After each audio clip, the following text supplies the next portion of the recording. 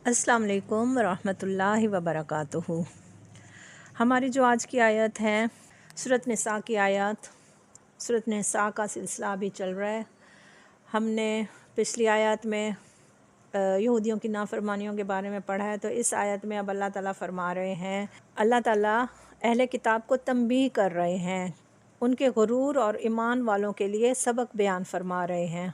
और ये आयत ईमान, इनकार हक़ और तकब्बुर के बारे में गहरा पैगाम रखती हैं। ठीक है, इसमें उनके तकब्बुर और उनकी सज़ा के बारे में उनको कहा जा रहा है। फिर उनको बताया जा रहा है कि अगर आप नाफरमानी करोगे तो हम तुम्हारे चेहरे मिटा देंगे, मसख कर देंगे, फेर देंगे उन पर। उसके अलावा उनको धुतकारा हुआ और रहमत से महरूम किया हुआ कहा जा रहा है। किस तरह कहा जा रहा है, अल्लाह ताला क्या फरमा रहे हैं, देखते हैं इन आयत में। नहमदु व नुसल्ली अला रसूलिहिल करीम, अम्मा बाद फ़ाऊज़ु बिल्लाहि मिनश शैतानिर रजीम, बिस्मिल्लाहिर रहमानिर रहीम। कभी किसी ने अल्लाह की बात सुनी हो और उस पर जानबूझकर अमल ना किया हो और मुंह मोड़ लिया हो, तो ऐसे लोगों के बारे में फिर ये आयत है और इसमें ये कहा जा रहा है। लफ्ज़ी तर्जुमा देखते हैं सूरत निसा आयत नंबर 47 में। या युहल्लज़ीना, ए लोगो जो। अब यहाँ पर किसको मुखातिब किया जा रहा है? यहूद और नसारा को। ऊतू, दिए गए हो, अलकिताबा, किताब, आमिनु, ईमान लाओ, बिमा, उस पर जो, नज़लना, नाजिल किया हमने, मुसद्दिकन, तस्दीक करने वाला है, लिमा, उसकी जो, माअकुम, तुम्हारे पास है, मिन कबली, इससे पहले, अन के, नत मिसा, हम मिटा दें, वजूहन, चेहरों को, फ़ाना रुद्दहा, फिर हम फेर देंगे उन्हें, अला अदबारिहा, उनकी पुश्तों पर, औ या नल आना हम लानत करेंगे। ये उनको बहुत सख्त सज़ा बताई जा रही है। कमा, जैसा कि लाअन्ना, लानत की हमने, अस्हाब सब्त, सब्त वालों पर, उनको सज़ा के तौर पर बंदर बना दिया गया था। वक़ाना, और है, अमरु, हुक्म, अल्लाह का, मफ़ऊला, होकर रहने वाला। इस आयत में अब क्या कहा जा रहा है? ए लोगों, वो जिन्हें किताब दी गई थी, मान लो इस किताब को जो हमने अब नाजिल की है। क्या नाजिल की थी? कुरान मजीद। और वो जो उस किताब की तस्दीक को तायद करती है जो तुम्हारे पास पहले से मौजूद है, यानी जो किताबें उनके पास मौजूद थी वो इसकी तस्दीक करती थी और उन किताबों में इस कुरान पाक की तस्दीक मौजूद थी। अच्छा, क्या पहले मौजूद थी? इस पर ईमान ले आओ, यानी कुरान मजीद पर ईमान ले आओ, कब्ल इसके कि हम चेहरे बिगाड़ कर पीछे फेर दें, यानी हम तुम्हारे चेहरों को मसख कर दें। चेहरों को मसख करने का हुक्म की बात क्यों की गई है? क्योंकि आँख, नाक, मुंह, कान और अक्ल के दरवाज़े, इन सब से काम लो, इस कुरान को समझो, इस कलाम को समझो, नहीं तो इन सारी चीज़ों को मसख कर दिया जाएगा। और जो इन चीज़ों से काम नहीं लेगा वो बेहिस इंसान है। और फिर चेहरा ये है ना कि इंसान की इज़्ज़त और अज़मत का निशान है, और फिर उसकी नाफरमानियों की वजह से उसके चेहरे को ही फेर दिया जाएगा, बिगाड़ दिया जाएगा। फिर क्या कहा जा रहा है कि या उनको उसी तरह लानत ज़दा कर देंगे जिस तरह सब्त वालों के साथ हमने किया था। अब सब्त वालों का वाक़या हमने सूरत बकरा में हमने पहले पढ़ा है। वो क्या वाक़या था? इस वाक़ये को भी कुरान मजीद में मुख्तलिफ़ जगहों पर पेश किया गया है। सब्त यानी हफ्ते का दिन। बनी इसराइल के लिए ये कानून मुकर्रर किया गया था कि वो हफ्ते को आराम और इबादत के लिए मखसूस रखेंगे। उस रोज़ किसी किस्म का दुनियावी काम, हत्ता कि खाना पकाने का काम भी खुद करेंगे और ना ही अपने खादमों से लेंगे। इस बाब में यहाँ ताकीद दी अहकामात थे कि जो शख्स इस मुक़द्दस दिन यानी सब्त के दिन को हुर्मत को तोड़ेगा वो वाजिबुल कत्ल होगा। ठीक है, लेकिन बनी इसराइल ने इस वादे को भी तोड़ दिया, तो फिर सज़ा के तौर पर उनको बंदर बना दिया गया था। फिर यह है कि उनके बंदर बनाए जाने की कैफियत में फिर इख्तलाफ है। बाज़ लोग कहते हैं कि उनकी जिस्मानी हैयत बिगाड़ कर बंदरों की सी कर दी गई थी, और बाज़ लोग ये मायने लेते हैं कि उनमें बंदरों की सी सिफ़ात पैदा हो गई थी। लेकिन कुरान के अल्फाज और अंदाज़े बयान से ऐसा ही मालूम होता है कि ये मसख अखलाकी नहीं बल्कि जिस्मानी थी, यानी उनको जिस्मानी तौर पर बंदर बना दिया गया था।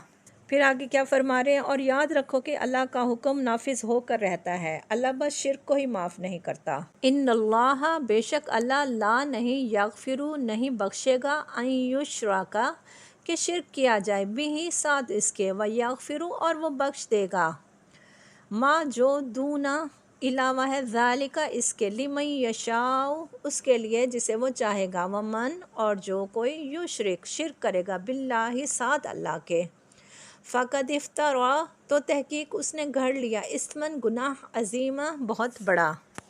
इस आयत में ये कहा जा रहा है कि अल्लाह ताला शिर्क को माफ़ कभी नहीं करेगा। इसके मासिवा दूसरे गुनाह जिस कदर भी होंगे वो जिसके लिए भी चाहेगा माफ़ी कर देगा। लेकिन इसका ये मतलब नहीं है कि आदमी शिर्क ना करे और बाकी हर गुनाह दिल खोल कर करता रहे कि अल्लाह ताला की माफ़ी मिल जाएगी।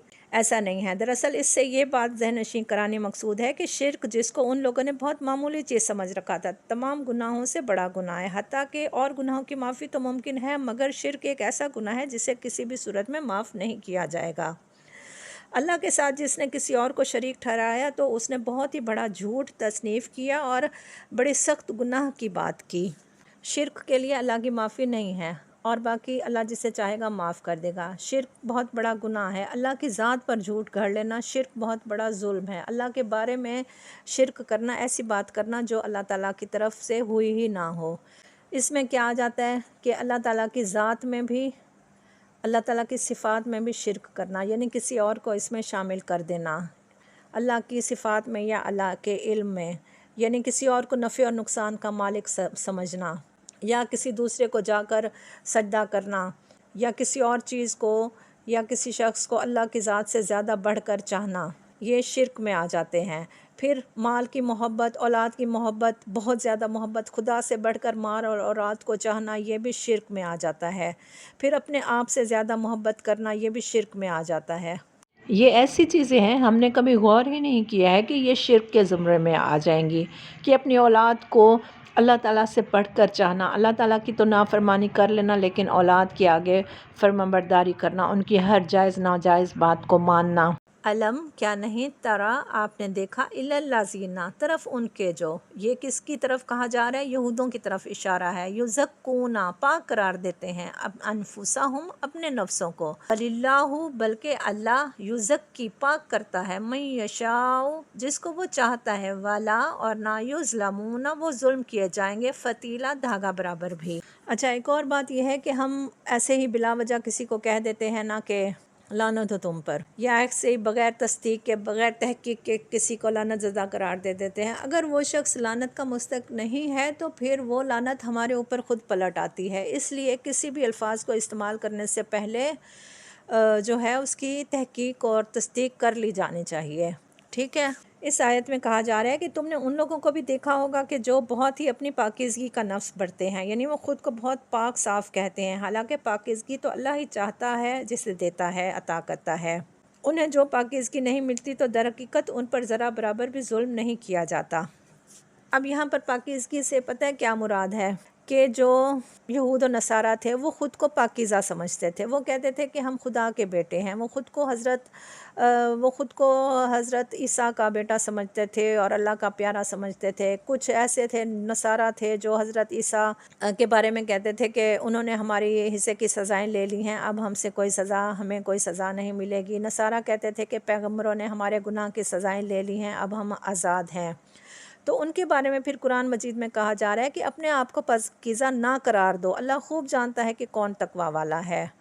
अल्लाह खूब जानता है कि कौन मुत्तकी और परहेज़गार है।